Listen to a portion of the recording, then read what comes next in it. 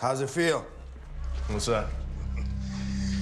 Be on the other side of a wanted poster. In the last Fast and Furious, it was the first time where our audience started to look at Brian and analyze Brian. Hey man, really? Are you a good guy or a bad guy? And in this film, he very much has to learn how to be a criminal and learn how to run on this opposite side of the law. And that dynamic is exciting because you've never seen Dom and Brian on the same side. You don't have a place to hide. Who's hiding? The best cops make phenomenal criminals, so I think Brian's finally where he should have always been. Kind of like old times, maybe? Yeah, like old times. Okay, let's see what we can do here. With Brian and Dom, there's a certain energy about it. There's definitely like a chemistry. What is great about Paul and Vin is that you really get a sense of respect and yet at the same time competitiveness with each other. Not this time, Dom! It's the East meets West Coast, and I grew up living the stereotypical Southern California life. He grew up being a little bit of a hood in New York City, so two different worlds just, boom, coming together. We're intense in different ways, so I can be really, really, really intense. And Paul is usually there to lighten us up. I feel like Paul, he's just much more instinctual. He'll just get in the moment, get you what you need, and then you call cut, and he's like, back to being Paul.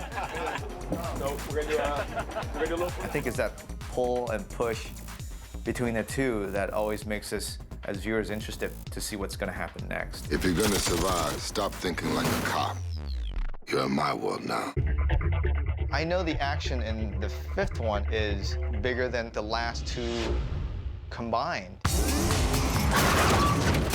Yeah! It's the best way to express who these characters are by putting them in action. I love doing all the action. That was a great recovery. You're like Spider-Man. I usually do all the fight stuff. In this one, I'm hopping over walls, I'm doing dive rolls. The chase scene, the whole sequence, nothing is structurally sound. It's on a 30-degree incline. It's every problem that you can imagine. Hang in there, Mike, somebody's coming up. And to keep someone safe, you're against it. Superman couldn't have done it better. We were just gonna have stunt people do it. But I've done 5 pictures now with Paul. That's it. And so I know Paul really well, and he's just, hey, look, whatever you want to do, I'll do. I got there and I saw this, this massive, 20-foot jump. And I was like, how am I gonna do that? Got it. You all right? But Paul's such a pro at this, and he's done it so many times that thank God I was holding his hand, so that made it pretty easy. Action! Got it! Awesome! I come from a world where, I'm a weekend racer. These mules are real torquey. I mean, you have a lot of low. I grew up, fighting, doing martial arts and boxing and all that. Yeah, get up, Virginia! So I want things to be accurate and things to be on point. So neutral, bah, and then drive and go. And with Paul, to have an actor that has that precious relationship with the character, that's what you want to do. Okay. All right, clear the roof. Here we go.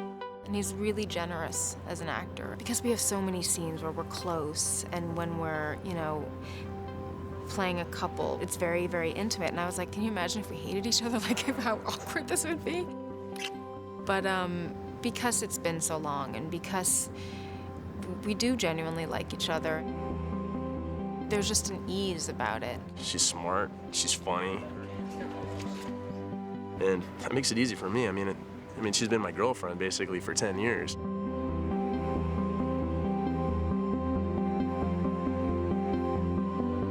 I think if Brian, Mia, if they don't work, the movie doesn't work.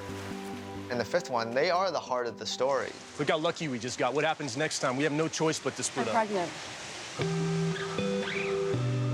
When you think of Fast and Furious movies, you don't think of pregnancy. But again, that's part of what I think is exciting, to be able to take these characters and acknowledge their age, their maturity, and where they are in life. This is the happiest I've ever seen my sister. It's because we're free. It's kind of cool to take the character that you've been so familiar with, that you've seen grow up on cinema, and go, now you're a dad. How will you deal with that? And it's even cooler for the film to ask that question. How do you be a good dad? How will I know I'll be a good dad? And I love that because it gives them a really nice arc. And I think a lot of the audience, they're going to be able to